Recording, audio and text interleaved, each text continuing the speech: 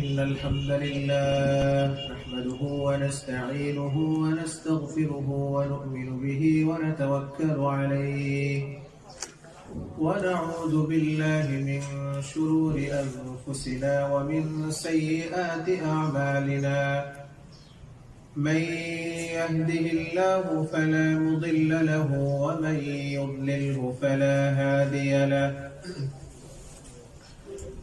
ونشهد أن لا إله إلا الله وحده لا شريك له ونشهد أن سيدنا وسندنا وحبيبنا وأولانا ومولانا محمدا عبده ورسوله أرسله الله تعالى إلى الخلق بشيرا ونذيرا وداعيا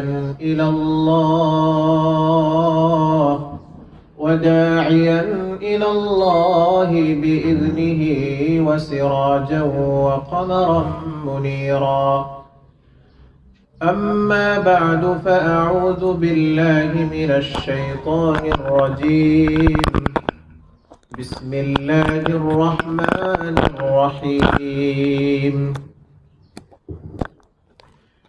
وعباد الرحمن الذين يمشون على الأرض هونا وإذا خاطبهم الجاهلون قالوا سلاما والذين يبيتون لربهم سجدا وقياما والذين يقولون ربنا اصرف عنا عذاب جهنم إن عذابها كان غراما إنها ساءت مستقرا ومقاما والذين إذا أنفقوا لم يسرفوا ولم يقتروا وكان بين ذلك قواما والذين لا يدعون مع الله إلها آخر ولا يقتلون النفس التي حرم الله إلا بالحق ولا يزنون ومن يفعل ذلك يلقى أثاما يضاعف له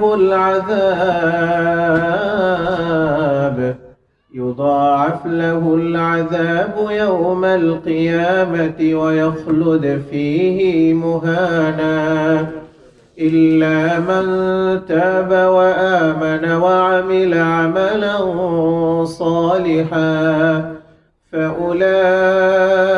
فأولئك يبدل الله سيئاتهم حسنات وكان الله غفورا رحيما صدق الله مولانا العظيم وصدق رسوله النبي الكريم ونحن على ذلك من الشاهدين والشاكرين والحمد لله رب العالمين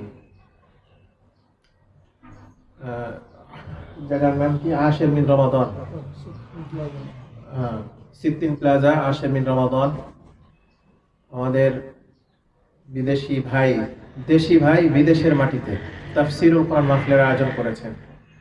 এত সুন্দর একটা আয়োজনে আমরা উপস্থিত হতে পেরেছি, এই কারণে আল্লাহ পাকের দরবারে প্রাণ খুলে শুকরিয়া আদায় করি, বলি আলহামদুলিল্লাহ।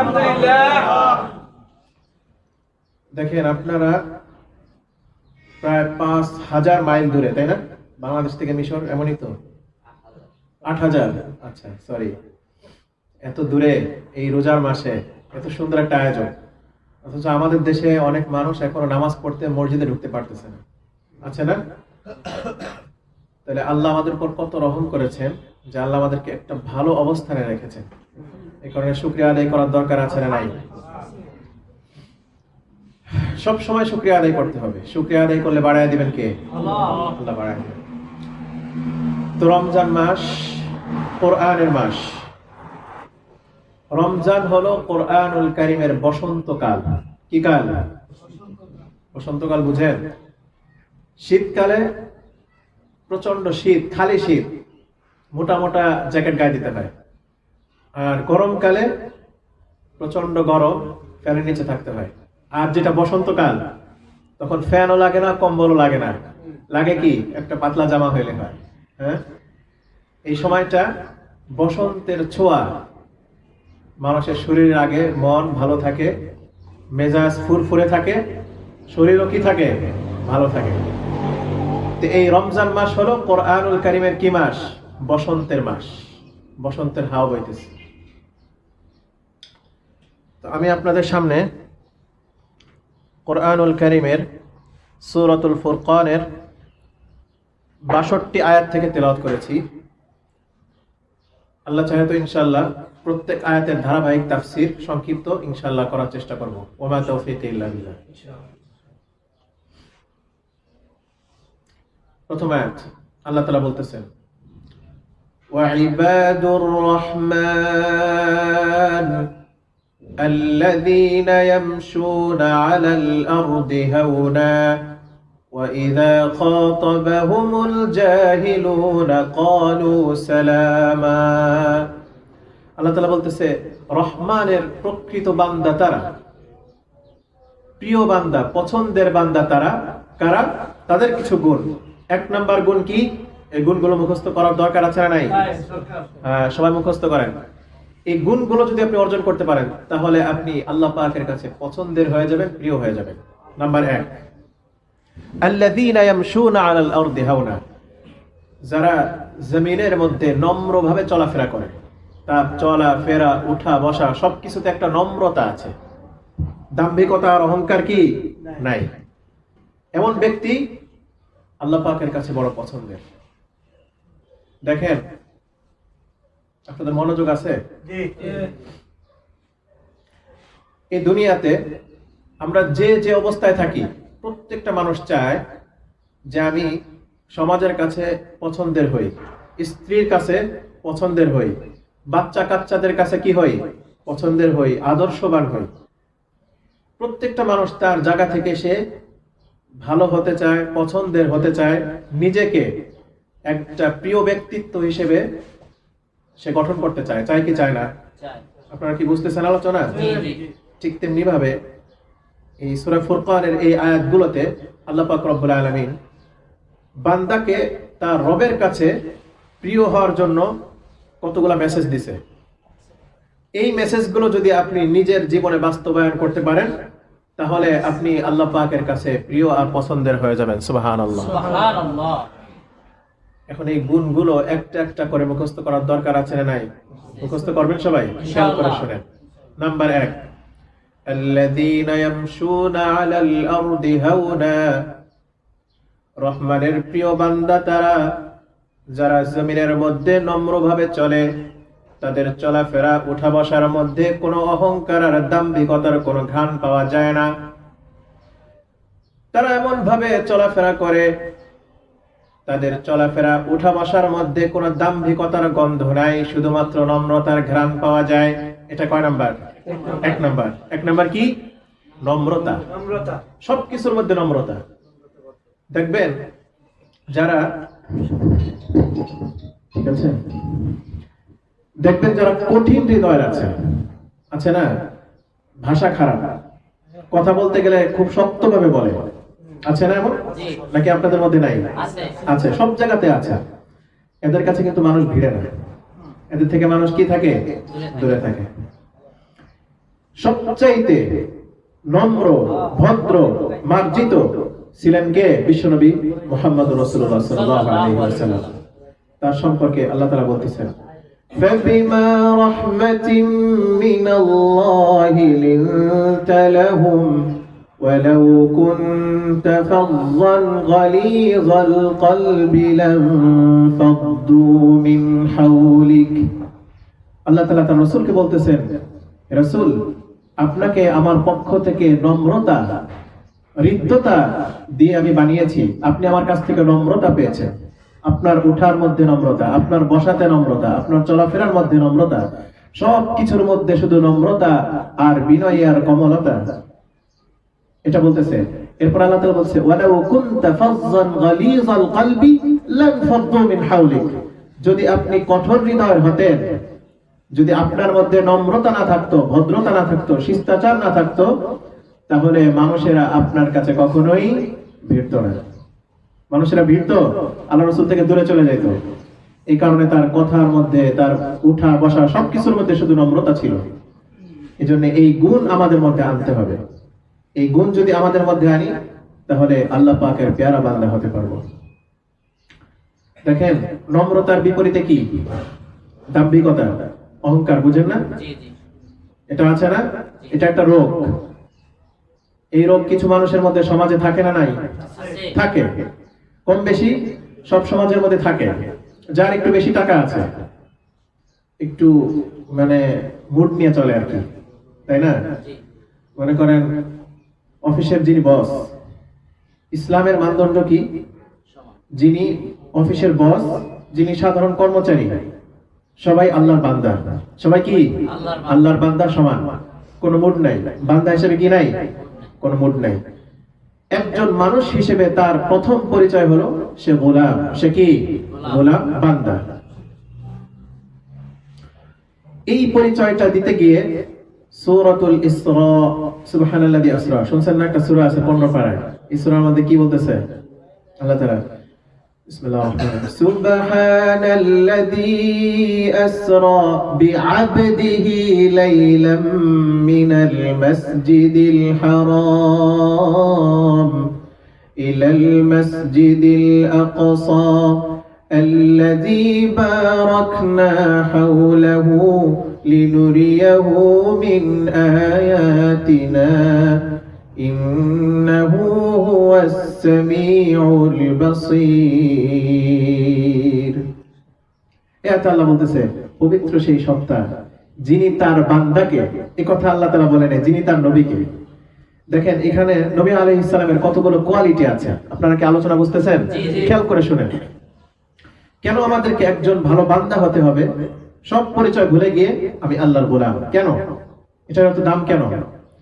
নবী সাল্লাল্লাহু আলাইহি ওয়াসাল্লামের এই আয়াতে কতগুলো কোয়ালিটির কথা আছে। নাম্বার 1, তিনি মক্কা শরীফ থেকে জিবরিল আলাইহিস সাথে চলে গেলেন বাইতুল মুকাদ্দাস। বাইতুল মাকদিস মুসলমানদের প্রথম কিবলা। মেরাজের রাতের ঘটনা জানেন না? ওইখান থেকে চলে গেলেন কোথায়? সপ্তম আসমানে আল্লাহ পাকের কাছে। ওই রাত্রে আবার তিনি মক্কার জমিনে ফিরে আসলেন। বাইতুল মাকদিসে আদম আলাইহিস সালাম থেকে নিয়ে শুরু করে আমাদের নবী পর্যন্ত যত নবী রাসূল ছিল সবার ইমামতি করলেন। সুবহানাল্লাহ। তাহলে ওনার গুণের অভাব আছে? হ্যাঁ, কত গুণ। কিন্তু আল্লাহ এই আয়াতে কি বলছে? সুবহানাল্লাযী আসরা বিআবদিহি। আল্লাহ এটা বোঝাইতে চান যে না, দুনিয়াতে একজন বান্দা হিসেবে তুমি থাকো। ঠিক আছে? তোমার কি স্ট্যাটাস আছে? তুমি কত টাকা স্যালারি পাও? তুমি চেয়ারম্যান, মেম্বার, নাকি তুমি দেশের প্রধান? এগুলো আল্লাহর কাছে কোনো কি নাই, হিসাব নেই। হিসাব কি? আপনি ভালো বান্দা, আপনি মুত্তাকি। তাহলে 1 নাম্বার গুণ কি অর্জন করতে হবে? আল্লাযীনা ইয়ামশুনা আলাল আরদি হাওনা, নম্রতা, ভদ্রতা। আর এটার বিপরীতে কি? দাম্ভিকতা। এটাকে পরিহার করতে হবে। হাদিস, আল্লাহ রাসূল বলেছেন যারা দুনিয়াতে অহংকার করবে, যারা গরম দেখাবে, গরম, গরম বুঝেন? সম্পদ আছে, গরম, তারপরে সন্তান আছে ধরেন 10 জন, পাশের বাড়ি একজনের আছে 3 জন, এখন জমি নিয়ে ধাক্কাধাক্কি আছে না? হ্যাঁ, আছে। তো যার সন্তান আছে 3 জন, ওনার জমি বেশি, আর যার সন্তান আছে 10 জন, তার জমি কম। কিন্তু ধাক্কাধাক্কি বেশি কার বলেন তো? যার বেশি আছে কি? কারণ কি?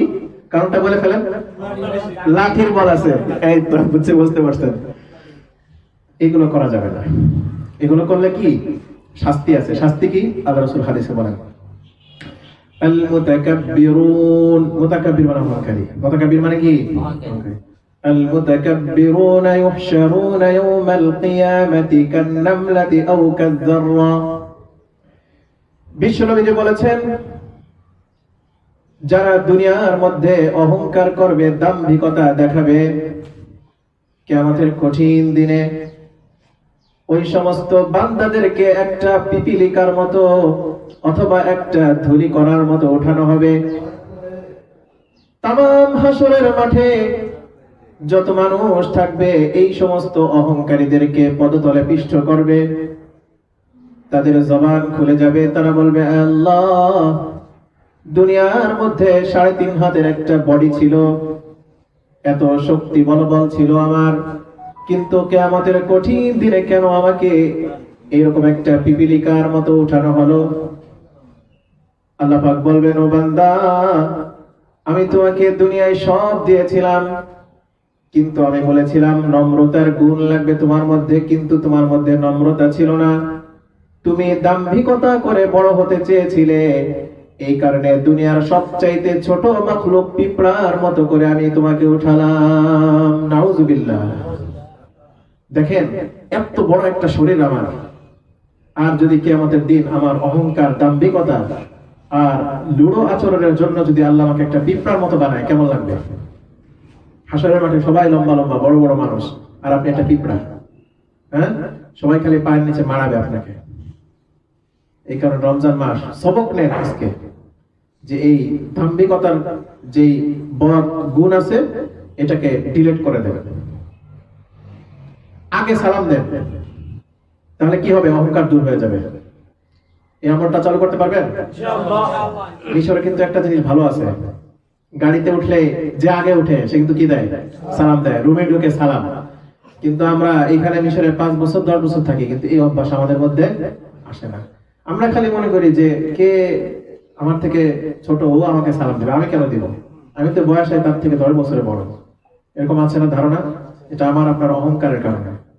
এটা দূর করতে রাজি আছেন না নাই? কারা কারা রাজি আছেন? ইনশাআল্লাহ। আগে সালাম দিতে হবে। এরপরে এই আয়াতের মধ্যে আল্লাহ বলতেছে, وَإِذَا خَاطَبَهُمُ الْجَاهِلُونَ قَالُوا سَلَامًا। আল্লাহ পাকের পছন্দের বান্দাদের আরেকটা গুণ হলো, যখন তারা পরস্পরে মিলিত হয়, কথা বলে, একজন আরেকজনের সাথে কথা বলে, তখন তারা শুধু শান্তির কথা বলে। কিসের কথা? শান্তির কথা। বুঝতেছেন না? মানে তাদের কথার মধ্যে শুধু থাকে শান্তি, সালাম। আরেক ব্যাখ্যা আছে, কি বলে? তারা সালাম বলে। ধরেন, দুইজনের মধ্যে একসাথে অনেক মানুষ থাকলে যেটা হয়, যে কোনো একটা বিষয় নিয়ে বাকবিতণ্ডা হয়েছে, হয় না? হয়, স্বাভাবিক। আপনি মুমিন হিসেবে আপনার ভূমিকা কি হবে? আপনি বলবেন শান্তির কথা। এটাই আল্লাহ পাক বলতেছে, ওয়াইদা খাতাবাহুমুল জাহিলুন। মূর্খদের সাথে যখন তার লড়াই হয়, বাকবিতণ্ডা হয়, জাহিল মানে কি? মূর্খ। তখন যে জ্ঞানী, মুত্তাকি, আল্লাহ পাকের পছন্দের বান্দা, সে শান্তির কথা বলে। আপনাকে একজন গালি দিয়েছে, আপনি কি করবেন? গালি দিবেন নাকি? গালি দেওয়া যাবে না। আপনার কি করতে হবে? শান্তির কথা বলতে হবে। আপনি বলবেন, সালাম, তুমি ভালো থাকো, তোমার সাথে আমার কথা বলার প্রয়োজন নেই, সালাম বলে আপনি কেটে যাবেন।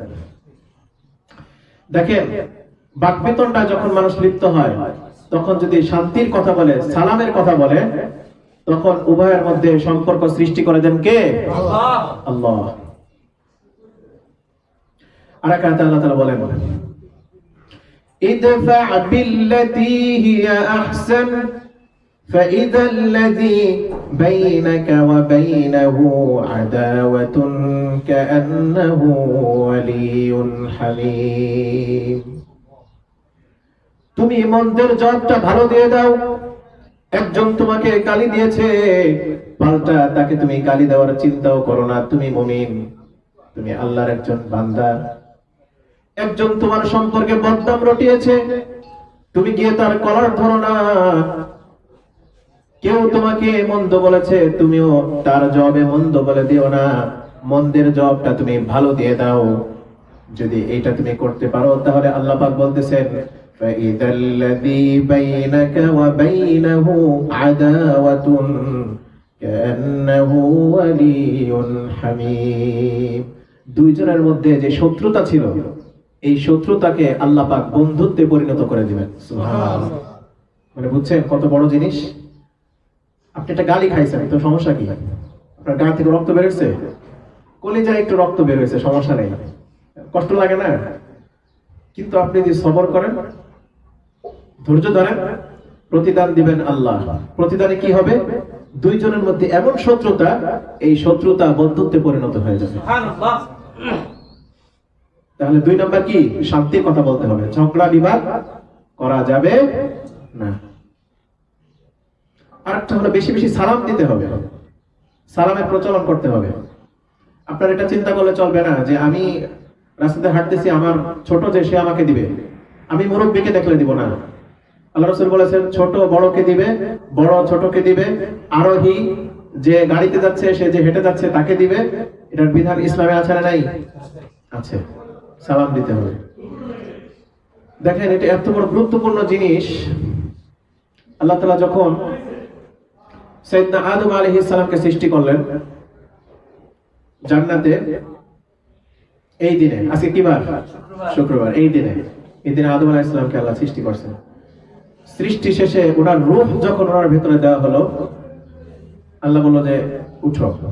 তিনি যখন উঠলেন দেখলেন একটা ফেরেশতাদের জামাত। আদম আলাইহিস সালামকে আল্লাহ তাআলা বললেন এই ফেরেশতাদের জামাতে গিয়ে একটা সালাম দাও, বলো আসসালামু আলাইকুম। আর তারা যে উত্তরটা দিবে এই উত্তরটা ভালো করে মুখস্থ করো। এইটা তোমার এবং তোমার পরবর্তী যত তোমার সন্তানাদি বাচ্চা কাচ্চা আসবে দুনিয়ায়, এটা সবার এক একজনের পরস্পরের অভিবাদন হবে কি? সালাম। তো সর্বপ্রথম সালাম দিয়েছেন কে? আমাদের আদি পিতা আদম আলাইহিস সালাম। সালামের প্রচলন করতে হবে। এই সালাম কি শুধু দুনিয়ায় নাকি জান্নাতেও আছে? আছে না? দলিল কোরআনে আল্লাহ তাআলা বলেন তাহিয়াতুহুম ইয়াওমা ইয়ালকাউনাহু সালাম ওয়া আ'আদ্দা লাহুম আজরান কারীমা। জান্নাতের মধ্যে একে অপরের অভিবাদন হবে কি? সালাম। যারা দুনিয়ায় বেশি বেশি সালাম দিয়ে জান্নাতের অধিবাসী হবে, জান্নাতে যাওয়ার সাথে সাথে গেটের মধ্যে ফেরেশতারা বলবে আসসালামু আলাইকুম। আর আপনি এই কোরআনের আলোচনা শুনে আপনি সালামের প্রচলন করেননি, আপনার এই গুণ নাই, আপনি জান্নাতেও যাইতে পারলেন না, তাহলে জান্নাতের প্রহরীরা আপনাকে সালাম দিবে কোত্থেকে? এজন্য সালামের প্রচলন বেশি বেশি করতে পারবেন তো ইনশাআল্লাহ? ইনশাআল্লাহ। তাহলে রহমানের বান্দা আল্লাহর কাছে পছন্দনীয় হওয়ার 1 নম্বর কি গুণ ছিল? বিনয়। অহংকার ছাড়তে হবে, কি নিতে হবে? বিনয়। কি? বিনয়। 2 নম্বর শান্তির কথা বলতে হবে, ঝগড়াঝাটি বাকবিতণ্ডায় লিপ্ত হওয়া যাবে না।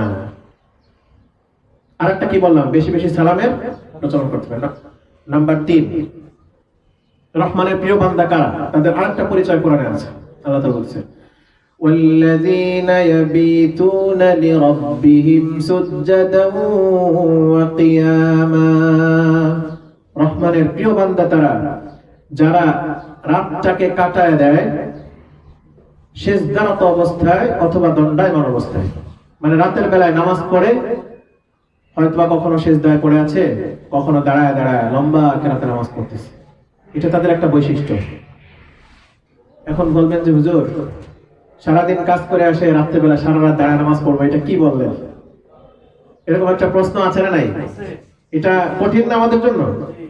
আচ্ছা, আপনারা ডিউটি করেন, আমাদেরও পড়ালেখা আছে, আমরাও সারাদিন ক্লাস থাকে, তো বিকাল বেলা বাসায় ফিরে রাতের বেলা কি সারা রাত নামাজ পড়া সম্ভব? কিন্তু আল্লাহ রাসূল সাল্লাল্লাহু আলাইহি ওয়াসাল্লাম বলতেছেন যদি কোনো বান্দা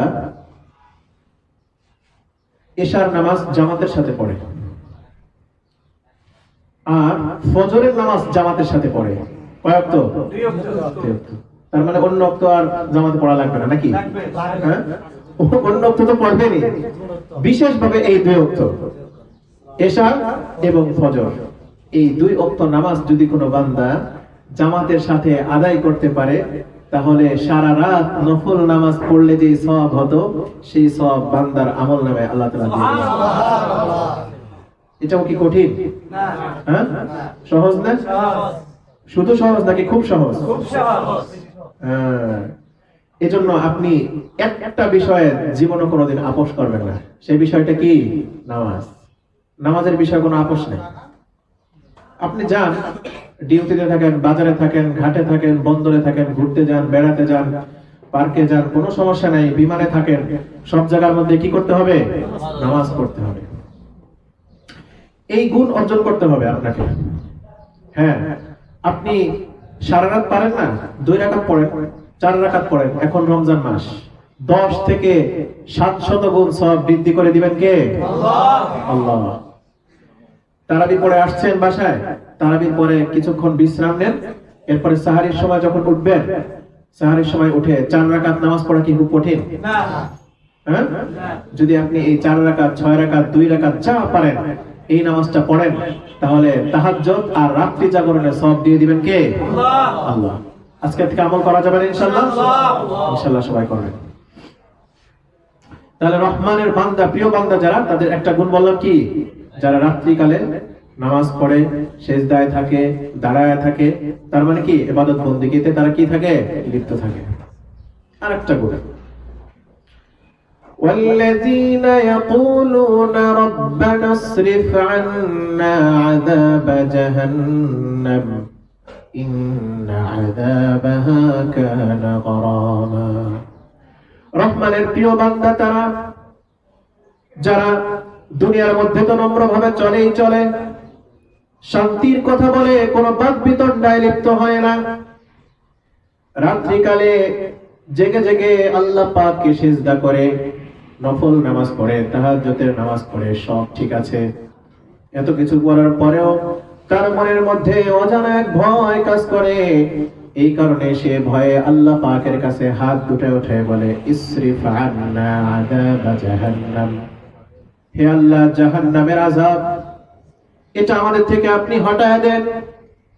জাহান্নাম বড় ভয়াবহ জায়গা, এই জাহান্নামের আগুন সহ্য করার ক্ষমতা আমাদের নাই, জাহান্নামের আগুনটা আমাদের থেকে আপনি দূর করে দেন। এরকম বান্দা কান্দে আর বলে, ইসরিফ আন্না আযাব জাহান্নাম ইন্না আযাবাহা কানা গরামা। জাহান্নামের শাস্তি বড়ই ভয়াবহ। এজন্য বান্দা বেশি বেশি আল্লাহর কাছে কাঁদে। এখন রমজান মাস, আল্লাহ রাসূল বলেছেন এই রোজার মাসে আসমানের দুয়ারগুলো খুলে দেওয়া হয়, জাহান্নামের সমস্ত দরজাগুলো ক্লোজ করে দেওয়া হয়, বন্ধ করে দেওয়া হয়। যত শয়তান আছে সমস্ত শয়তানকে শৃঙ্খলে আবদ্ধ করা হয়। এখন আল্লাহ জাহান্নামের সমস্ত দুয়ারকে বন্ধ করে দিয়েছেন, জান্নাতের দুয়ার খুলেছেন। আর আপনি আমি আল্লাহর কাছে ক্ষমা নিতে পারলাম না, আল্লাহর কাছে কাঁদতে পারলাম না, তাহলে আপনার আমার চাইতে হতভাগা আর এই দুনিয়ায় কেউ নাই। আপনাদেরকে একটা উদাহরণ দেই, খুব খেয়াল করে শুনেন।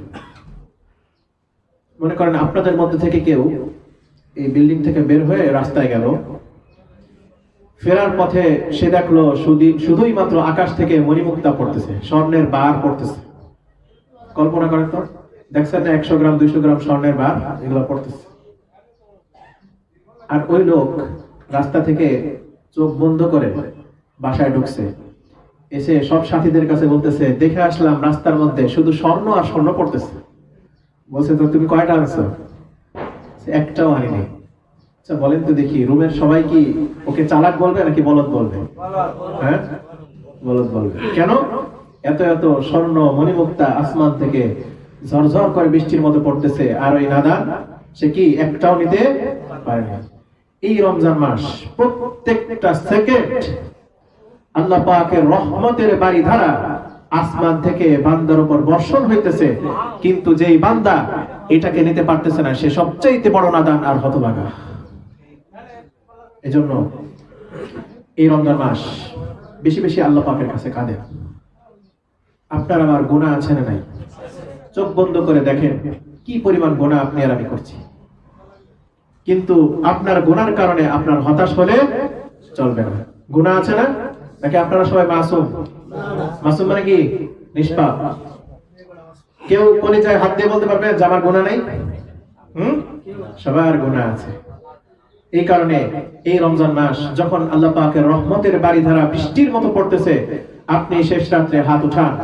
হাদিসে আছে রমজানের প্রত্যেকটা সেকেন্ড, প্রত্যেকটা মিনিট, প্রত্যেকটা ঘন্টা, দিন হোক আর রাত হোক, সব সময় বান্দা যেই দোয়া করবে সেই দোয়া আল্লাহ কবুল করে নেবেন। এজন্য আপনার গুনাহ আপনি হতাশ হওয়ার দরকার নেই। হতাশ হয় কারা জানেন? যারা আল্লাহ পাকের প্রতি যাদের আশ্বাস নাই যে আল্লাহকে ক্ষমা করতে পারেন।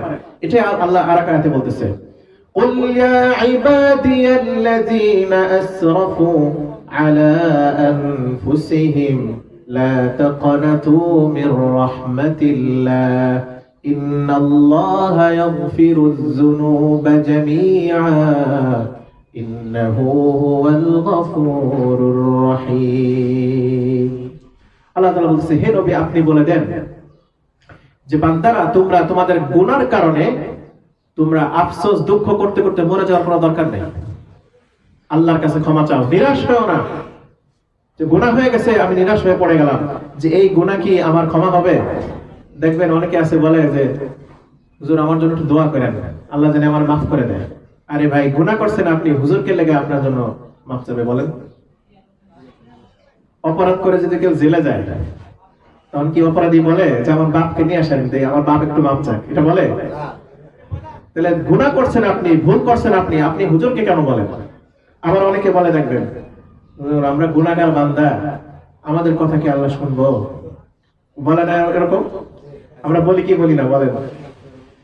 কিন্তু না, আপনি বান্দা হিসেবে আপনার মর্যাদা আল্লাহ পাকের কাছে যেমন একজন বড় মানুষ, একজন ধনী কোটিপতি, তার মর্যাদা সে যদি নেককার হয় তার কাছেও যেমন তার মর্যাদাও যেমন আল্লাহর কাছে আছে, আপনি সাধারণ মানুষ, এর মধ্যে কোনো কি নাই, পার্থক্য নাই।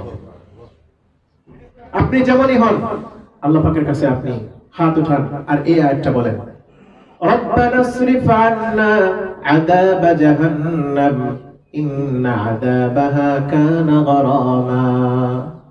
হে আল্লাহ জাহান্নামের আগুনকে আমাদের থেকে হটায় দেন। আমরা আল্লাহ পাকের কাছে দোয়া করি, হে আল্লাহ রমজানুল মুবারককে কেন্দ্র করে আপনি জাহান্নামের দরজাগুলোকে ক্লোজ করে দিয়েছেন, বন্ধ করে দিয়েছেন। হে আল্লাহ আমরা গুনাহ করতে পারি কিন্তু গুনাহ থেকে আপনার কাছে আবার ফিরে আসি, এই জন্য জাহান্নামের দুয়ারকে আর কোনোদিন আমাদের জন্য আপনি খুলেন না আল্লাহ। এই দোয়া যদি বান্দা করে বেশি বেশি, তাহলে ওই বান্দার চোখের যত পানি দুনিয়ার মধ্যে পড়বে, দুনিয়ার সব চোখের পানিগুলোকে আল্লাহ পাক রব্বুল আলামিন জমা করে হাসরের ময়দানে উপস্থিত করে দিবেন। জাহান্নামের আগুনটা যখন কিয়ামতের ময়দানে ধাউ ধাউ করে জ্বলবে, তখন একদিক থেকে সামান্য কিছু পানি, ওই পানি বান্দার চোখের পানি নিক্ষিপ্ত হওয়ার সঙ্গে সঙ্গে জাহান্নামের বিশাল অগ্নিকাণ্ড নিভে যাবে। তখন আল্লাহ পাককে জিজ্ঞাসা করাবে, আল্লাহ এত বিশাল অগ্নিকাণ্ড কিভাবে নিভে গেল, এই পানির এত পাওয়ার কোথা থেকে আসলো? তখন আল্লাহ পাক বলবেন, আমার বান্দা গুনাহ করেছিল ঠিক আছে, কিন্তু গুনার কারণে চোখের পানি ছেড়ে দিয়ে তওবা করেছে, তওবা করে রাতের অন্ধকারে একা একা কেঁদেছে, তার দুনিয়ার সব কান্নাগুলোকে আমি বৃথা যেতে দেই নাই, সব পানিগুলোকে আমি জমা করে আজকে জাহান্নামের আগুনকে আমি নিভিয়ে দিয়েছি। এই কারণে আপনি দুনিয়ায় যত বেশি কাঁদবেন, আখিরাতে আপনার তত বেশি সহজ হয়ে যাবে। এই কারণে রমজান মাস বেশি বেশি কান্না করেন। আপনার কিচ্ছু মনে না আসলেও আপনি হাত উঠাই খালি আল্লাহকে বলেন, আল্লাহ আমাকে মাফ করে দাও, তুমি আমাকে মাফ করে দাও, বাস এই কথাটা আপনি বলেন। শুধু আপনি বলতে দেরি, মাফ করতে দেরি হবে না। আল্লাহ তিনি বান্দাকে ভালোবাসেন। এই কারণে আল্লাহ তাআলা বলতেছেন, যারা আল্লাহ পাকের পছন্দের বান্দা তারা বলে, ইসরিফ আন্না আযাব জাহান্নাম ইন্না আযাবাহা কানা গরামা ইন্নাহা সাআত মুস্তাকাররা ওয়া মুকামা। নিশ্চয়ই জাহান্নাম অত্যন্ত নিকৃষ্ট বাসস্থান, মানে এর চাইতে নিকৃষ্ট বাসস্থান আর হইতে পারে না। নাকি সুন্দর বাসস্থান? না। কেমন নিকৃষ্ট? হাদিসে আল্লাহ রাসূল বলেছেন, জাহান্নামের এত এত আগুন, দুনিয়ায় যে আগুন তোমরা দেখো, আল্লাহ রাসূল বলতেছেন দুনিয়ায় যে আগুন তোমরা দেখো, এটা হলো জাহান্নামের আগুনের 70 ভাগের 1 ভাগ। 70 ভাগের 1 ভাগ। আপনি একটা মোমবাতি জ্বালান রুমের মধ্যে বসে, মোমবাতি জ্বালা হাতটাকে একটু মোমবাতির মধ্যে 5 সেকেন্ড ধরে রাখেন, পারবেন? হ্যাঁ পারবেন। কারো ক্ষমতা আছে? নাই। এই কারণেই তো আল্লাহ পাক দোয়া শিখিয়েছেন, বান্দা দোয়া করো, ইসরিফ আন্না আযাব জাহান্নাম ইন্না আযাবাহা কানা গারামা ইন্নাহা সাআত মুস্তাকাররা ওয়া মুকামা। আল্লাহ পাক আমাদের সবাইকে জাহান্নাম থেকে মুক্ত করে জান্নাতের বাসিন্দা হওয়ার তৌফিক দান করুন, সকলে বলে আমিন। আপনারা কি তাফসীর বুঝতেছেন? সহজ না? মনে থাকবে নাকি ভুলে যাবেন? পয়েন্ট পয়েন্ট মনে রাখেন। আরেকটা গুণ, যারা আল্লাহ পাকের পছন্দের বান্দা তাদের আরেকটা গুণ, والذين إذا أنفقوا لم يسرفوا ولم يقتروا وكان بين ذلك قواما। আল্লাহ পাকের পছন্দের বান্দা তারা যখন খরচ করে, ব্যয় করে, তখন বেশি অপচয়ও করে না, আবার কৃপণতাও করে না, এই দুটার মাঝামাঝি থাকে। তারা খরচ করতে গিয়ে একটা সাধারণ অনুষ্ঠানের মধ্যে কোটি কোটি টাকার খরচ করে না, আবার যেখানে খরচ করতে হবে সেইখানে কিপটামিও করে না। সুন্দর না? সহজ। আল্লাহ বলতেছে কি, আল্লাহর পছন্দের গোলাম যদি তুমি হইতে চাও, বান্দা হইতে চাও, এই গুণ তোমাকে অর্জন করতে হবে। তাদের গুণ কি? আল্লাযীনা ইযা আনফাকু লাম ইউসরিফু, অপচয় করে না। এক কথায় কি করে না? অপচয় করে না। দেখবেন না, অনেকে আছে এই রমজান মাস সৌদি, কাতার, বিভিন্ন দেশে তাদের ইফতারিতে শুধুমাত্র নষ্ট হয় বিলিয়ন বিলিয়ন রিয়াল, নষ্ট হয়ে যাচ্ছে শুধু। মানে আমরা যেখানে খাওয়ার জন্য পাই না, আর সেখানে তাদের কি কোটি কোটি টাকা কি হচ্ছে? অপচয় হচ্ছে। এগুলোর হিসাব দিতে হবে কি হবে না? হবে।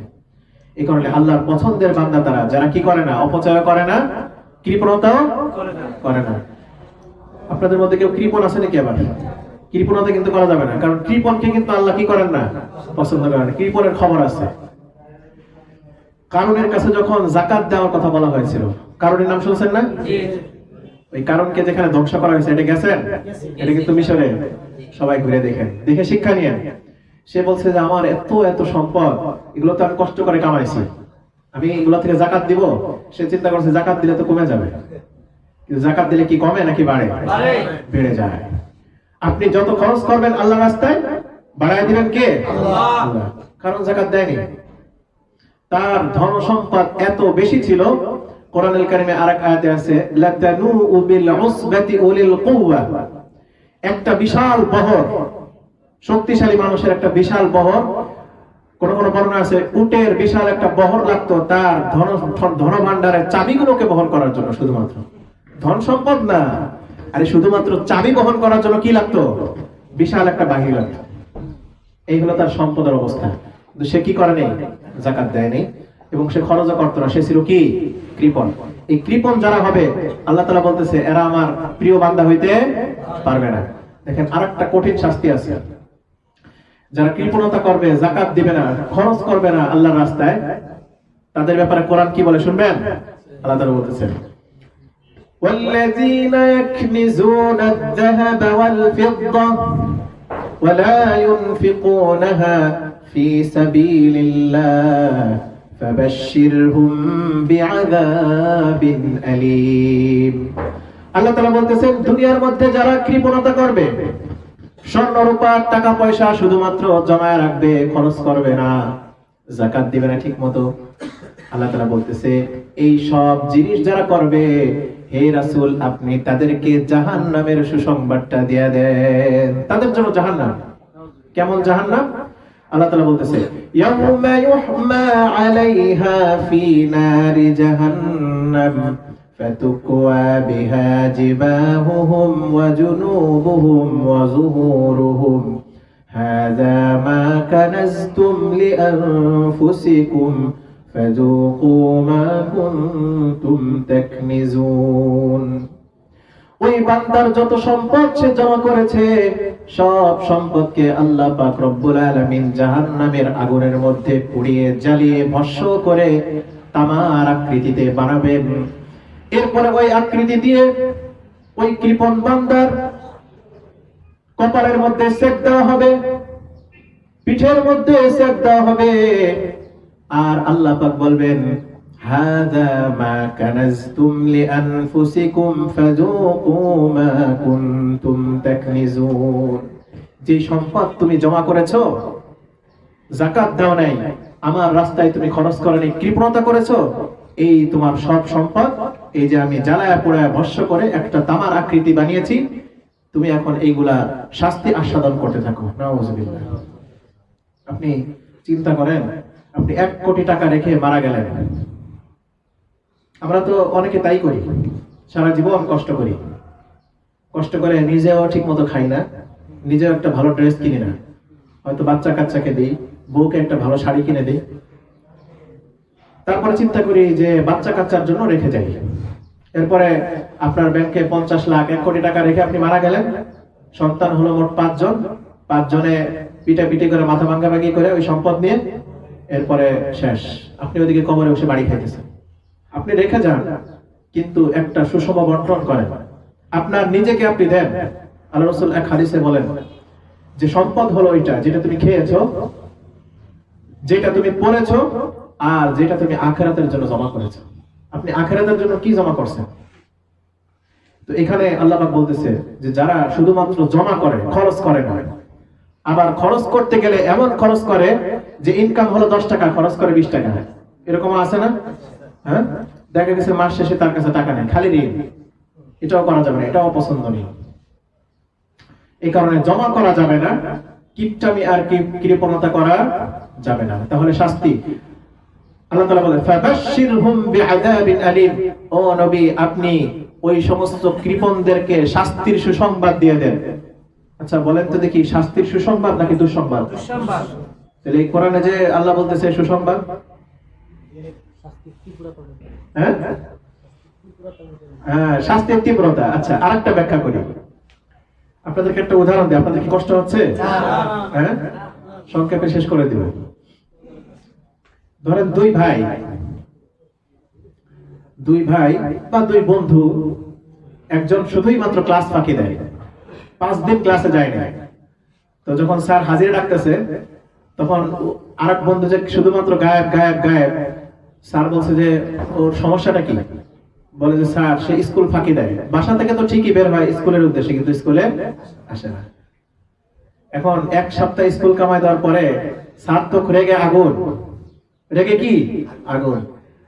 স্যার বলে যে আজকে আসুক, খালি খবর আছে। আর ছাত্ররা এদিক দিয়ে বলতে থাকে যে 1 সপ্তাহ পরে আজকে গা দেখাইতে আসছো না, তোমার জন্য হালুয়া মিষ্টি আছে। এই টাইপের কথার প্রচলন আমাদের সমাজে আছে না নাই? আছে না? এই যে বলছে যে তোমার জন্য হালুয়া রুটি আছে, স্যার তোমার জন্য হালুয়া রাখছে, মিষ্টি রাখছে, আসলে কি হালুয়া নাকি ব্যাট? আচ্ছা আরেকটা উদাহরণ শুনেন। আসামি, জানি না কেউ জেলে গেছে কিনা, আমি জানি না। আসামিকে যখন রিমান্ডে নেওয়া হয়, পুলিশ যখন পিটায়, তখন পুলিশ কি বলে? কেমন মজা লাগে বলে না? আসলে কি মজা লাগে? হ্যাঁ নাকি কষ্ট লাগে? তখন পুলিশ বলে যখন অপরাধ করছিলা তখন কেমন মজা লাগছিল। হ্যাঁ, এই কারণে আল্লাহ পাক বলছেন ফাবাশশিরহুম বিআযাবিন আলীম, তাদেরকে কষ্টদায়ক যন্ত্রণাদায়ক শাস্তির সুসংবাদটা দিয়ে দেন। তার মানে যারা কৃপণতা করেছে বা অপচয় করেছে, তারা খুব নোংরা আর খারাপ কাজ করেছে, তাদের শাস্তির ক্ষিপ্রতা এবং তাদেরকে চরমভাবে লাঞ্ছনা এবং অপমান করার জন্যই আল্লাহ পাক ফাবাশশিরহুম এই শব্দ ব্যবহার করেছেন। সুবহানাল্লাহ। এই জন্য আল্লাহ পাকের পছন্দের বান্দা যারা, তাদের আরেকটা গুণ কি বললাম? তারা অপচয় করে না, কিপটামিও করে না। খরচ করবেন। আপনি যদি আপনার স্ত্রীর পিছনে 5,000 টাকা খরচ করেন মাসে, এই 5,000 টাকা আপনার সদকার সব দিয়ে দিবেন কে? আল্লাহ। আপনার সন্তানকে দিবেন, সদকার সব দিবেন কে? গরিবকে দিবেন, সদকার সব হয়ে যাবে, সব দিবেন কে? আর রমজান মাস আপনি যত দিবেন তত বেশি আপনার অ্যাকাউন্ট শুধু ভারী হইতে থাকবে। 10 থেকে 700 গুণ সব বৃদ্ধি করে দিবেন কে? আল্লাহ। এই কারণে বেশি বেশি দান করবেন রমজান মাসে। নাকি রমজানের বাইরে আর করা লাগবে না? হুজুর বলতেছে রমজান মাসে দান করবেন, রমজানের বাইরে তো আর করার দরকার নেই। রমজানও করবেন, রমজানের বাইরে করবেন, আপনার সম্পদ কোনোদিন কমবে না। আপনার সম্পদ বাড়ায় দিবেন কে? আল্লাহ। হাতেম তাই নাম শুনছেন? হাতেম তাই নাম শুনেননি? যদি কেউ বেশি ব্যয় করে, মনে করেন আপনার একজন বন্ধু আসছে, আপনি মালটা কাটলেন 5 কেজি, মিষ্টি নিয়ে আসলেন 2 কেজি, আপেল কাটলেন 10 কেজি, আঙ্গুর আনলেন 5 কেজি, খা। তখন আরেকজন বলে, কি তুই দিয়ে হাতের তাই হয়ে গেছিস, বলে না? এটা একটা উদাহরণ। আরবের একজন বিখ্যাত ধনাঢ্য ব্যক্তি ছিল, যার নাম ছিল কি? হাতেম তাই। হাতেম তাই এত বেশি দান করত, কোনোদিন কিন্তু কি হয়নি, গরিব হয়নি। ওর একটা দামি একটা উট ছিল, বুঝছেন? একটা উটের আস্তাবল, সেখানে অনেকগুলো উট, তার মধ্যে একটা দামি উট আছে, যে উটটাই হাতের তাই সবসময় চলতো। তো একজন মেহমান আসছে, মেহমানকে মেহমানদারি করাবে, প্রচন্ড বালু ঝড়। বালু ঝড় তো আপনারা দেখছেন মনে হয়, এখানে মাঝে মাঝে হয়, বৃষ্টি তো হয় না, ওই বালু ঝড় মাঝে মাঝে হয় আর কি। তো বালু ঝড় যখন হয়, চতুর্দিকে কিন্তু অন্ধকার হয়ে যায়, কিছুই দেখা যায় না। এখন বালু ঝড় হচ্ছে, বাহিরে বাজারে পাঠাবে সেরকম ব্যবস্থাও নাই, মেহমানকে তো খেতে দিতে হবে, তাই না? তো হাতেম তাই বললেন খাদেমকে যে আমার পার্সোনাল যে উটটা আছে, এই উটটা জবাই করে ভুনা করো, ভুনা করে মেহমানকে খাওয়াই দাও। মেহমানও ভালো, রাত্রেবেলা খাইছে সুন্দরভাবে, ভুড়ি ভোজন করে টেনে রাত্রে ভালো একটা ঘুম হয়েছে। সকালবেলা যখন যাচ্ছে, যাওয়ার সময় বলতেছে, হাতেম তাই শুনেছি আপনি নাকি খুব দান সৎকার করেন, তো আপনি যে পার্সোনাল উটটার মধ্যে চলেন, ওই উটটা আমাকে দিয়ে দেবেন। মানে উনি আগে থেকে শুনে আসছে যে হাতেম তার কাছে কোনো কিছু চাইলে কি সে ফিরায় দেয় না, সে সব দিয়ে দেয়। তখন হাতেম তাই বললেন, তুমি রাত্রে যে উটটা খেয়েছো, ওই উটটাই আমার পার্সোনাল উট ছিল, যেটা আমি তোমাকে খাওয়াই দিছি। সুবহানাল্লাহ বললেন না? পারবেন এরকম? সম্ভব না। হ্যাঁ, আমার কষ্টের টাকা, আমি সেটা করি না, হাতেম তাই হওয়ার দরকার নাই। কিন্তু এই দুয়ের মাঝামাঝি, ওয়াল্লাযীনা ইযা আনফাকু লাম ইউসরিফু ওয়া লাম ইয়াকতুরু ওয়া কানা বাইনা যালিকা কাওয়ামা। অপচয় করার দরকার নাই, কিপটামি করার কি নাই দরকার নাই। কি শেষ করে দিব? আরো চলবে? হ্যাঁ, কষ্ট হচ্ছে না তো? আচ্ছা, আপনারা তো আজানের আগে আর খাইতে পারবেন না, কষ্ট হলে তো লাভ নাই। আল্লাহু আকবার। আরেকটা গুণ আলোচনা করি, ঠিক আছে? শুনতেছেন সবাই? আগ্রহ আছে? আল্লাহ সবাইকে কবুল করুন। এই যে রমজান মাস, কোরআনের তাফসীর শুনতেছেন, কোরআনের কথা শুনতেছেন, প্রত্যেকের আমলনামায় অসংখ্য অগণিত সওয়াব লেখা হচ্ছে। কিয়ামতের দিন আপনি যখন দেখবেন হিমালয়ের পাহাড়ের মতো বিশাল পাহাড়, শুধু নেকি আর নেকি, আপনি নিজেই হতভম্ব যে এত সওয়াব আমি কবে কামাই করলাম, এগুলো তো আমার নাই, আমি যে দুনিয়ার গুনাহগার। তখন এই সমস্ত মজলিস, কোরআনের মজলিস, একজন আলেম তিনি বলতেছেন আর আপনি শুনতেছেন, সওয়াবের মধ্যে তেমন কোনো কি নাই, পার্থক্য নেই। আপনার নেকির বিশাল হিমালয় পাহাড়ের মতো কিয়ামতের দিন আপনাকে আল্লাহ তাআলা দিবেন। আরেকটা গুণ, والذين لا يدعون مع الله إلها آخر ولا يقتلون النفس التي حرم الله إلا بالحق ولا يزنون ومن يفعل ذلك يلقى أثاما। আল্লাহ তাআলার পছন্দের বান্দা তারা, যারা আল্লাহ পাকের সাথে কাউকে শরীক করে না, যাদের লাইফের মধ্যে কোনো শিরকের গুনাহ নাই। ولا يقتلون النفس التي حرم الله إلا بالحق, কাউকে অন্যায়ভাবে হত্যা করে না। ولا يزنون, জিনার মধ্যে লিপ্ত হয় না। তিনটা কথা, কয়টা কথা? তিনটা। একটা হলো শিরক নেই, আরেকটা হলো অন্যায়ভাবে কাউকে হত্যা করা যায় না। তার মানে ন্যায়ভাবে তো হত্যা করা যায় না। হ্যাঁ, বুঝে বলছে নাকি না বুঝে? মনে করেন ইসলামী রাষ্ট্র, একজন আরেকজনকে হত্যা করছে, আপনার উপর কিসাস আছে, আপনাকেও হত্যা করা হবে, এটা হলো ন্যায়সঙ্গত হত্যা, এটাকে বলা হয় কিসাস। আরেকটা হলো আপনি চাঁদা চাইছেন 1 কোটি, দেয় নেই, এটা কি অন্যায়ভাবে হত্যা, এটা হারাম। এটা যে করে নেই সে আল্লাহ পাকের কাছে পছন্দের বান্দা। আরেকটা হলো শিরিক করে নেই, আল্লাহ এক, লা শারীকা লা, তার কোনো কি নাই, শরীক নাই, আল্লাহ এক, এই কথা সাক্ষ্য দিয়েছে এবং তার জীবনে কখনোই সে শিরিকের গুনাহ করে নাই। দেখেন যত গুনাহ আছে বান্দার, সব গুনাহ কিন্তু তওবা করলে সব গুনাহ মাফ হয়, শিরিকের গুনাহ মাফ হয়। কিন্তু শিরিক ছাড়া যে কোনো গুনাহ আল্লাহ চাইলে কি করতে পারেন, ক্ষমা করতে পারেন। কিন্তু যদি আল্লাহ পাকের সাথে কেউ শিরিক করে, এটা তওবা ছাড়া কি হবে না, ক্ষমা হবে না। কত ভয়াবহ! আজকে আমাদের দেশে শিরিকের সয়লাব হয়ে যাচ্ছে, সব জায়গার মধ্যে শিরিক। একটা ছবি ধরেন মোবাইলের মধ্যে, এই ছবিটা আপনি এভাবে রেখে ছবিকে সম্মান করলেন, মাথা নিচু করলেন, কি হয়ে গেছে? শিরিক হয়ে গেছে। এরকম আপনি ফেসবুকের মধ্যে একটু ঢুকলে দেখবেন কি পরিমাণ শিরিক মুসলমানদের মধ্যে হইতেছে। আফসোস, এই শিরিক থেকে আমাদেরকে বাঁচতে হবে। পূর্বের জামানায় এক লোক, এক বাদশা, জালিম বাদশা, রাস্তার মধ্যে একটা মূর্তি বানায় রাখছে। আর তার নিয়ম হলো এই রাস্তা দিয়ে যে যাবে মূর্তির নামে একটা কিছু দান করে যাবে। বুখারীতে আছে। এখন আপনার কাছে কোনো পয়সা নাই, আপনি কি করবেন? মূর্তির সামনে মাছি ঘুরে না, একটা মাছি মেরে এই মূর্তির নামে এটা আপনাকে উৎসর্গ করে তারপরে যাওয়া লাগবে। তো এক আল্লাহর বান্দা, সে মোটামুটি ঈমান ছিল, যখন যাচ্ছে ওই মূর্তির সামনে দাজ্জাল বাহিনী, কেনার বাহিনী, তারা বলছে যে কিছু দাও মূর্তিকে। আমার কাছে কিছু নাই। ঠিক আছে, একটা মাছি অন্তত মারো, একটা থাপড় দিয়ে একটা মাছি মারো, এটা মূর্তির নামে উৎসর্গ করে তুমি দিয়ে চলে যাও। এখন তার ঈমান তো দুর্বল, ঈমান কি দুর্বল। সে চিন্তা করছে আমার জীবনই শেষ, আমি যদি এখানে শিরিক না করি আমাকে মেরে ফেলা হবে। আর একটা সামান্য শিরক, মাছি একটা থাপ্পড় দিয়ে মেরে এটা মূর্তির নামে দান করে গেলাম, গা শেষ। কিন্তু যে ঈমানদার, তার জান যাইতে পারে কিন্তু সে তার ঈমান বিক্রি করতে পারে না। ভাইরা আমার, ওই দুর্বল ঈমানদার দুর্বলতার কারণে হেরে গেছে। ঈমানটা নড়বড়ে ছিল, ঈমানটা বিক্রি করে দিয়ে জানটা হাতে নিয়ে চলে গেছে। পরবর্তীতে আরেকজন ঈমানদার বান্দা ওই মূর্তির সামনে দিয়ে অতিক্রম করতেছে। কেনার বাহিনী তাকে বলতেছে মূর্তির নামে কিছু দান করে যাও। বলে আমার কাছে দান করার কিছু নাই। বলে কিছু না থাকলে কোনো সমস্যা নাই, একটা মাছি অন্তত মেরে মূর্তির নামে উৎসর্গ করে চলে যাও।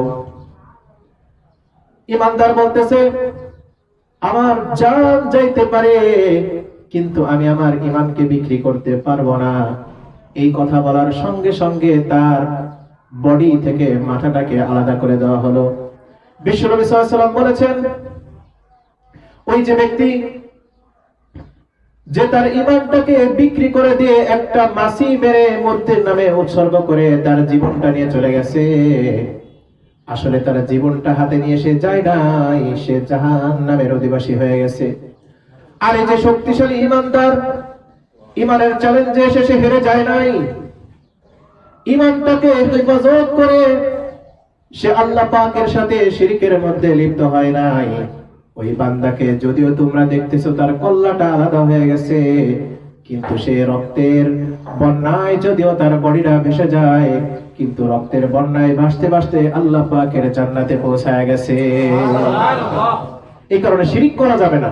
আপনার জীবন চাইতে পারে, আপনার সব চাইতে পারে, শিরিকের গুনাহ করা যাবে না। আল্লাহ পাক বলছেন, ইন্নাল্লাহা লা ইয়াগফিরু আন ইউশরাকা বিহি ওয়া ইয়াগফিরু মা দুনা যালিকা লিমান ইয়াশা। আল্লাহ পাক শিরিকের গুনাহকে maaf করেন না যদি না তওবা করা হয়। এছাড়া যত গুনাহ আছে সব গুনাহ আল্লাহ চাইলেই maaf করতে পারেন, কিন্তু শিরিক এত বড় ভয়াবহ জিনিস, এটা আল্লাহ পাক তওবা ছাড়া maaf করেন না। এই কারণে ভাইরা আমার, মনের অজান্তে অনেক সময় শিরিক হয়ে যায় না আমাদের। শিরিকের মধ্যে আবার দুই প্রকার, একটা ছোট শিরিক আর একটা বড় শিরিক। ছোট শিরিক তো আমাদের মা চাচিরা বহু করে, আছে না? সন্ধ্যার পরে আপনাকে পাঠাইছে আপনার বোন বাড়িতে, ধরেন তরকারি রান্না করে যে দিয়া, পাশ থেকে দাদি একটা শুকনো মরিচ ব্যাগের মধ্যে দিয়ে বলতেছে এটা নিয়ে যা, ভূত পেতে ধরবে না, আছে না? সন্ধ্যাবেলায় দোকান বেলায় কাইতন কিনতে গেছেন, তাগি সুতা, দোকানদার বলছে যে না সন্ধ্যার সময় বিক্রি করা যাবে না, আমার সারাদিন তেলে গেছে। এগুলো ছোট ছোট শিরক, এগুলো কোনো কথা নাই। হিন্দুদের মধ্যে এগুলো আছে। অনেক হিন্দু ভাইদেরকে দেখবেন, আপনাদের মধ্যে আবার কেউ আছে নাকি হিন্দু ভাই? আচ্ছা, হিন্দুদের মধ্যে আছে অনেকে, আমি নিজেও পরীক্ষা করছি। সকালবেলা ফার্স্ট কাস্টমার, ওরা দামাদামি করবে না। ওরা মনে করে যে ফার্স্ট কাস্টমারকে যদি আমি অল্পতে দেই তাহলে আমার কল্যাণ হবে, মঙ্গল হবে। এরকম কি কিছু ইসলামে আছে? এগুলো শিরক, এগুলো হিন্দুয়ানি সংস্কৃতি থেকে আসছে, এগুলো করা যাবে না। আপনি সচেতন, আপনি প্রাপ্তবয়স্ক পুরুষ, আপনি দেখে দেখে সমস্ত শিরককে নির্ণয় করেন আর সেগুলো থেকে আপনি বেঁচে থাকেন।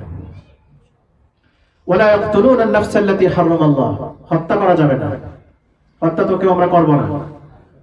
মানুষের জীবন তো এখন সস্তা হয়ে গেছে। হ্যাঁ, একজনকে গুলি করে মেরে ফেলতেছে, মনের মধ্যে একটু খারাপও লাগে না। হত্যার বদলে যে হত্যা করছে তার একবারে সরাসরি ঠিকানা জাহান্নাম। কোরআনের আয়াত। ওয়ালা ইয়াজনুন, জিনায় লিপ্ত হয় না। জিনা কি শুধুমাত্র খারাপ মেলামেশা এটা? জিনা অনেক প্রকার আছে। চোখের জিনা আছে না নাই? পায়ের জিনা, কানের জিনা। আপনি হেডফোন কানের মধ্যে লাগায় মোবাইলের মধ্যে সিনেমা ছেড়ে দিয়ে আপনি চিৎপটাক হয়ে শুয়ে আছেন, আপনার গুনাহ হইতেছে কয়টা? চোখের জিনা, কানের জিনা। মনের মধ্যে খারাপ কল্পনা আসে না নাই? আসে না? আসে। এই মনের জিনা হইতেছে। এই একসাথে 3, 4, 5, 6, 7টা জিনা আপনি কি করতেছেন? আপনি মনে মনে বলতে পারেন না আমার সাথে তো কারো কোনো খারাপ সম্পর্ক নাই। না, শুধুমাত্র ওইটা জিনা না, ওইটা তো ভয়াবহ বড় জিনা। কিন্তু ছোট ছোট যে কত জিনা আমরা করতেছি। রাস্তায় চলার সময় নজর যায় না? হ্যাঁ, নজর কারো পর নারীর দিকে নেওয়া যাবে না, এটা গুনাহ। এই সমস্ত থেকে যদি আপনি বাঁচতে পারেন তাহলে আপনি আল্লাহ পাকের পছন্দের বান্দা হিসেবে গণ্য হতে পারবেন। আল্লাহু আকবার। আর যে এগুলো করবে, ওয়া ইয়াফআল যালিকা ইয়ালকা আসামা, যারা পাপাচার ব্যভিচার করবে আর যারা জিনায় লিপ্ত হবে, আল্লাহ পাক বলতেছেন ইউদাআফ লাহুল আযাবু ইয়াওমাল কিয়ামাতি ওয়া ইয়াখলুদ ফীহি মুহানা ইল্লা মান তাবা ওয়া আমানা ওয়া আমিলা আমালান সালিহান فأولئك يبدل الله سيئاتهم حسنات الله أكبر আল্লাহ তাআলা বলতেছেন পাপাচারে যদি কোনো বান্দা লিপ্ত হয়, জিনায় লিপ্ত হয়, মানুষকে অন্যায়ভাবে খুন করে ফেলেছে, গুনার সাগরে ডুবে গেছে, ওই বান্দার জন্য জাহান্নামের আগুনকে কিয়ামতের দিন ভয়াবহ করা হবে, দ্বিগুণ বাড়ায় দেওয়া হবে। কিন্তু এত গুনার পরে বান্দা যদি নিরাশ না হয়ে তওবা করে আল্লাহ পাকের কাছে ফিরে আসে, আল্লাহ পাক সুসংবাদ দিয়ে বলতেছেন ইল্লা মান তাবা ওয়া আমানা ওয়া আমিলা আমালান সালিহা। বান্দা, তোমার গুনাহ হয়ে গেছে, তুমি একটা জিনা করে ফেলেছো, এখন তোমার মধ্যে অনুশোচনা আর লাঞ্ছনা কাজ করতেছে, কেন আমি এই গুনাহটা করলাম।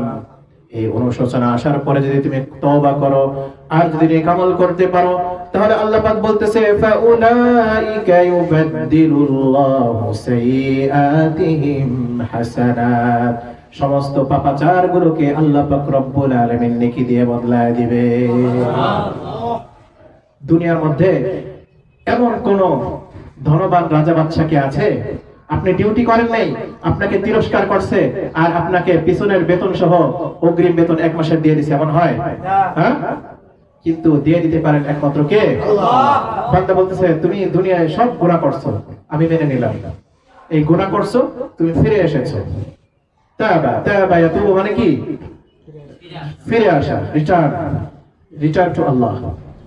ফিরে আসছো আল্লাহর কাছে, ফিরে এসে বলছো আল্লাহ আমি তো দুর্বল, তুমি তো শক্তিশালী, আমার ভুল হয়ে গেছে, আমাকে মাফ করে দাও, আর কখনো আমি করব না।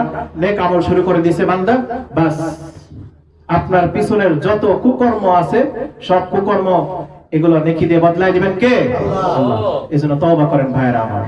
রমজানের মাস ক্ষমার মাস, আপনি হাত উঠায় আল্লাহর কাছে বলতে দেরি, কবুল হতে দেরি হবে না। সুবহানাল্লাহ। এজন্য তওবা করতে হবে কার কাছে? ওয়া কানা আল্লাহু গফুরুর রহিমা। আর আল্লাহ তো পরম দয়াময়, ক্ষমাশীল, তার ক্ষমার কোনো শেষ নেই। আমি ছোট্ট একটা ঘটনা বলে শেষ করতেছি। তার দয়া আর অনুগ্রহের যে শেষ নাই, এটা পাকিস্তানের একজন বড় আলেম আল্লামা তারিক জামিল সাহেব, আপনারা হয়তো নাম শুনতে পারেন, তাবলীগের বড় মুরব্বী। উনি এক বয়ানে তিনি বলেছিলেন, বনি ইসরায়েলের মধ্যে এক লোক পাপাচার, দুর্নীতি, অসভ্যতা যা আছে প্রত্যেকটা শাখার মধ্যে তার বিচরণ আছে। শেষ করে মানে গুনাহ আর পাপাচারের এমন কোন দিক নাই যেই দিকে তিনি কি হাঁটেন নাই, সব দিকেই তার পদচারণা আছে। খুন ডজন ডজন, জিনা হিসাব নাই, সুদ শেষ নাই। মানে বনি ইসরাইল পুরো অতিষ্ঠ হয়ে সিদ্ধান্ত নিছে যে এই লোককে আর আমাদের সমাজে কি করা যায় না, রাখা যায় না। সবাই সিদ্ধান্ত করছে তাকে শহর রক্ষা প্রাচীর, পুরাতন এলাকায় গেলে দেখবেন বিশাল বড় শহর রক্ষা প্রাচীর আছে, পাথর দিয়ে বানানো। বনি ইসরাইলে ওই যুগে শহর রক্ষা প্রাচীর ছিল। তো মানুষ চিন্তা করছে এ তো শুধুমাত্র অপরাধ করেই চলছে, ওকে হাত পা বেঁধে শহরের বাইরে ফেলে আসি, মরে যাবে, শেষ। তো হিসাব অনুযায়ী তাই করা হলো। একদিন তাকে কয়েকজন মিলে ধরে হাত পা বেঁধে শহরের মধ্যে নিয়ে শহরের বাইরে ফেলে আসছে। আল্লাহু আকবার। বনি ইসরাইলের এই বান্দা দিন যায় রাত যায়, না খেয়ে ক্ষুধার যন্ত্রণায় এক সময় মরতে বসেছে। মৃত্যুর সময় ঘনায় আসার একটু আগ মুহূর্তে তার অন্তরের মধ্যে অনুশোচনা হয়েছে। চোখের পানি ছেড়ে দিয়ে আল্লাহকে বলেছে, আল্লাহ, পাপাচার গুনার এমন কোন শাখা নাই যেই শাখার মধ্যে আমার বিচরণ হয় নাই, কিন্তু আপনি তো মহান, আপনার মহান হওয়ার কোনো শেষ নাই, আপনার বড়ত্বের কোনো শেষ নাই। আমি এই জীবন মৃত্যুর সন্ধিক্ষণে আপনার কাছে ক্ষমা চাই, জীবনের সব অপরাধগুলো আপনি মাফ করে দেন। এই দোয়া করার সাথে সাথে, তওবা করার সাথে সাথে তওবা কবুল করে নিয়েছেন কে? আল্লাহ তওবা কবুল করে নিয়েছেন। তওবা হওয়ার একটু পরেই বান্দার মৃত্যু হয়ে যায়। ওই যুগের নবী মুসা আলাইহিস সালামের কাছে আল্লাহ পাক ওহী পাঠালেন, মুসা চলে যাও, শহর রক্ষা প্রাচীরের বাহিরে দেখো আমার এক বান্দা, আমার এক পছন্দের বান্দা একটু আগেই মৃত্যুবরণ করেছে, তাকে কাফন দাফন করে জানাজা করে মাটি দেওয়ার ব্যবস্থা করো। মুসা আলাইহিস সালাম তার দরবার নিয়ে চলে গেছে। শহরের বাইরে গিয়ে দেখে ওই অপরাধী পাপিষ্ঠ কিছু না বলে নিয়ে আসছে। সমাজের কাছে যখন কাফনের কাপড় পরে জানাজার নামাজের জন্য আনা হয়েছে, এই লাশটা কার কেউ জানে না। শহরের মানুষ অজ্ঞাত লাশ দেখার জন্য জড়ো হয়েছে। জানাজার আগে সাইয়েদনা মুসা আলাইহিস সালাম বলতেছে, আল্লাহ পাকের এক পেয়ারা বান্দার জানাজা, যে বান্দা ছিল পাপাচারী, কিন্তু জানাজার মুহূর্তে সাইয়েদনা মুসা আলাইহিস সালাম বলতেছে, আল্লাহ পাকের পেয়ারা বান্দার জানাজা। জানাজা শেষ হওয়ার পরে আল্লাহ পাকের পেয়ারা বান্দাকে দেখার জন্য মানুষ যখন ভিড় করেছে, তখন কওমের লোকেরা বলতেছে, এই তো সেই পাপাচারী লোক, এই তো সেই জিনাকার, এই তো সেই সুদখোর, এই তো সেই ঘুষখোর, সে আল্লাহ পাকের এত বড় পেয়ারা হলো কিভাবে? বনি ইসরাইলকে আমরা বিশ্বাস করি না।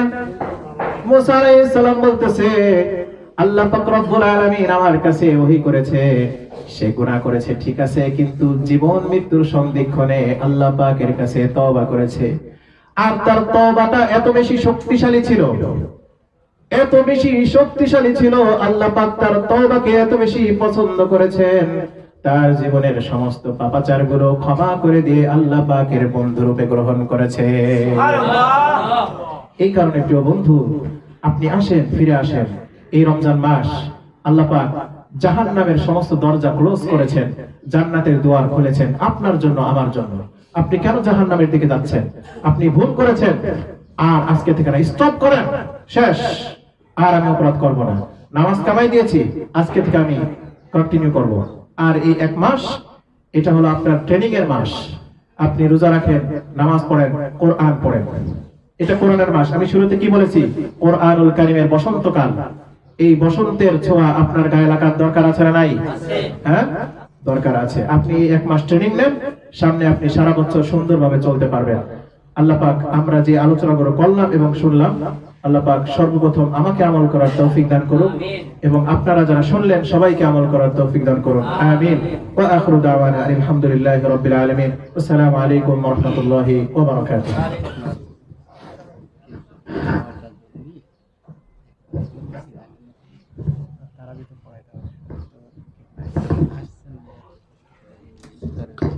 আসসালামু আলাইকুম ওয়া রাহমাতুল্লাহ।